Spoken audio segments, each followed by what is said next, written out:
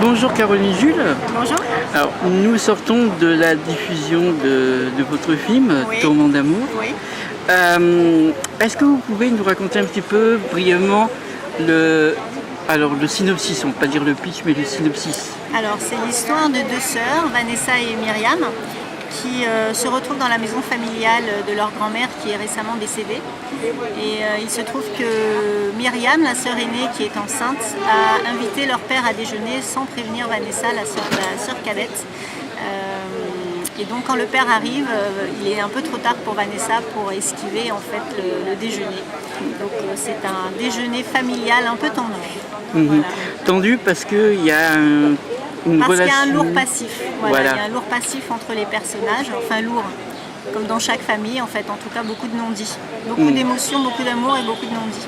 Alors justement, c'est ce qu'on constate dans votre film. Il y a tous ces silences, ces regards, même par des gros plans, même gros plans sur les pieds qui en disent long en fait. En fait, on voit il y a beaucoup de non-dits. Vous dites beaucoup de choses par les non-dits. C'était une volonté, particulièrement déjà sur beaucoup de gros plans. C'est ça. En fait, l'idée, c'était vraiment de prendre le temps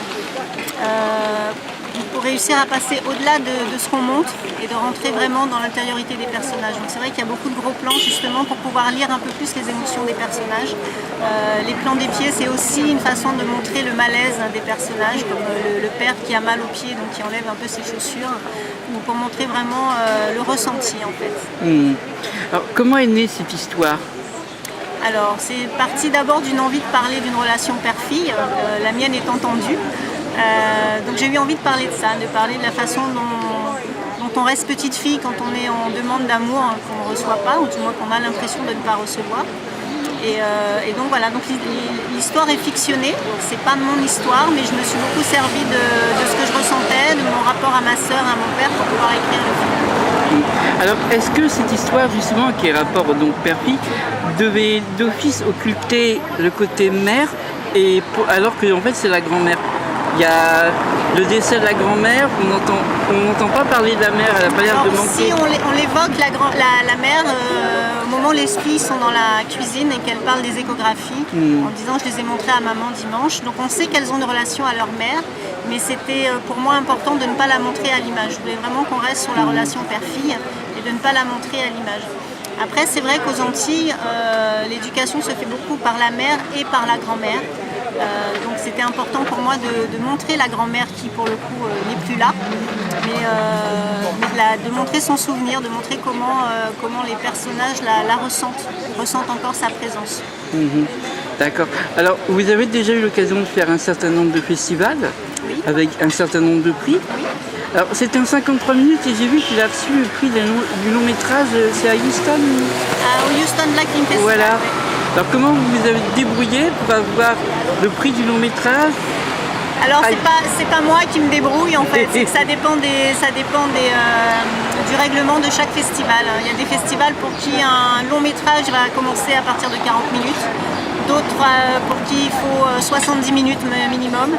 Donc c'est vrai que ça dépend des festivals. Là, on a eu un grand prix long métrage au Houston, on a eu un grand prix court métrage en Floride. Donc c'est vrai que ça dépend. Vous marchez bien en fait aux États-Unis? On marche oui, plutôt bien aux États-Unis. En France, on n'a pas encore fait de festival. Pour l'instant, le film a été pris donc, aux États-Unis, au Canada, il sera en Bosnie bientôt. Et il a fait forcément Guadeloupe et Martinique aussi. Alors en France, on ne peut pas dire avant-première proprement parler, ce sont des diffusions. Vous vous attendez de faire un festival? Parce que c'est difficile de sortir un film justement de 54 minutes en salle. Tout à fait. Ben là, il se trouve que le Saint-André nous a donné notre chance aussi de le sortir. Donc là, c'était une première. Donc on espère faire des festivals en France, mais pour l'instant, il a plutôt une carrière internationale. D'accord. Et pourquoi 54 minutes en fait? Alors, la durée du film, c'est un peu une longue histoire. Le film devait faire entre 40 et 45 minutes à l'écriture. Ensuite, on s'est retrouvé donc, au montage avec un film d'1 heure. Et finalement, j'ai préféré couper la fin du film qui expliquait un peu les raisons du silence du père, en fait, qui parlait un peu plus de son histoire. Mais je me suis rendu compte que c'était une autre histoire, une histoire dans l'histoire, et que c'était pas très utile de savoir pourquoi il était comme ça. Donc une fois qu'on a coupé, le film s'est mis à... Voilà, il a écrit 53 minutes. Et vous ne pensez pas qu'il y aurait eu d'autres choses à dire qui auraient pu rallonger le film à la place où tout était dit finalement? Pour moi, l'essentiel, c'était vraiment cette journée-là. Donc, effectivement, on peut toujours écrire plus autour du film. C'est vrai qu'à l'écriture, en tout cas, si j'avais voulu faire plus long, il aurait fallu le faire dès l'écriture. Et là, repenser le film complètement différemment. Là, c'était vraiment rester sur une journée. Donc, on n'a pas fait plus pour ce film. Alors, ce qui est intéressant, c'est le rythme du film. Alors certaines personnes disent que le rythme est lent, mais en fait apparemment ce sont des personnes de la plus jeune génération en fait habituées à des films très rapides. Donc, moi ce que j'ai constaté c'est qu'en fait il va exactement au rythme nécessaire. Et je veux savoir comment vous avez géré ce rythme, vous aviez prévu dès le départ. Ça ressemble à un faux rythme pour beaucoup de gens en fait. Oui, le rythme était déjà très écrit en fait. Déjà à l'écriture, il y avait beaucoup de petits détails qui étaient écrits, donc après il faut les filmer ces petits détails. Et pour les filmer, justement, il faut prendre le temps. Il faut habituer le spectateur petit à petit à rentrer vraiment dans le film et à aller voir au-delà de ce qu'on lui montre à l'image, pour vraiment ressentir les émotions des personnages. Entre ce qui se dit et leur ressenti, c'est souvent en décalage, il y a un sous-texte. Donc il faut prendre le temps d'aller le chercher en fait, le sous-texte. Donc le rythme, il est important dans ce film, effectivement. Alors j'ai constaté qu'il y avait beaucoup de noms féminins dans votre générique au niveau de l'équipe technique. Oui. Plus que la moyenne, je trouve, en fait, vrai par rapport à... Voilà, entre autres la monteuse. On a souvent l'occasion d'avoir des monteuses, c'est vrai. Ouais. Mais monteuse, en fait, c'est le son et tout. C'est venu comme ça ou finalement ça a été une volonté? Non, pas du tout. C'est pas du tout une volonté d'être dans l'équité ou quoi que ce soit. Ça se fait vraiment aux rencontres. Ça se fait à la façon de partager une sensibilité. Donc voilà, ça peut se partager avec des femmes, avec des hommes. J'ai aussi des hommes donc, pour le mix ou pour la musique. C'est un compositeur. Donc non, vraiment c'est pas quelque chose sur lequel je me suis...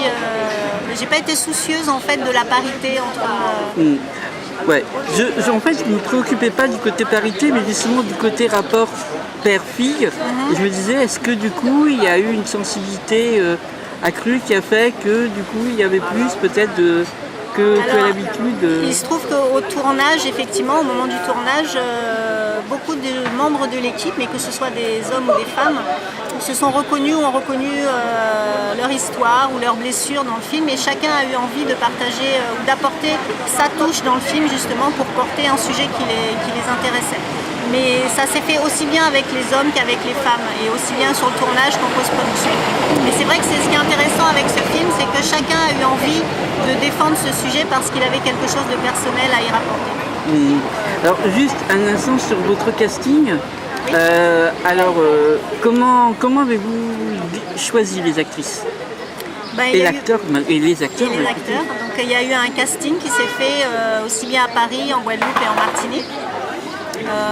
Donc Stana, je l'ai trouvée sur Paris, en fait, sur le casting de Paris. Et Stana, en fait, c'est une amie réalisatrice qui lui a fait passer Danieli, qui lui a fait passer le casting en Martinique.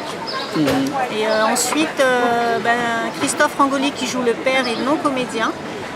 Il est slammer, donc il est connu en Martinique sous le nom de Papa Slam.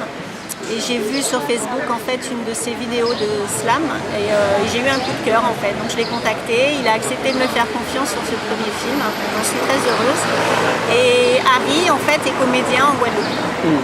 Voilà. D'accord. Alors pour vous, quels sont vos projets à venir? Mes projets. Pour l'instant j'ai des idées, mais j'ai pas encore de projet écrit.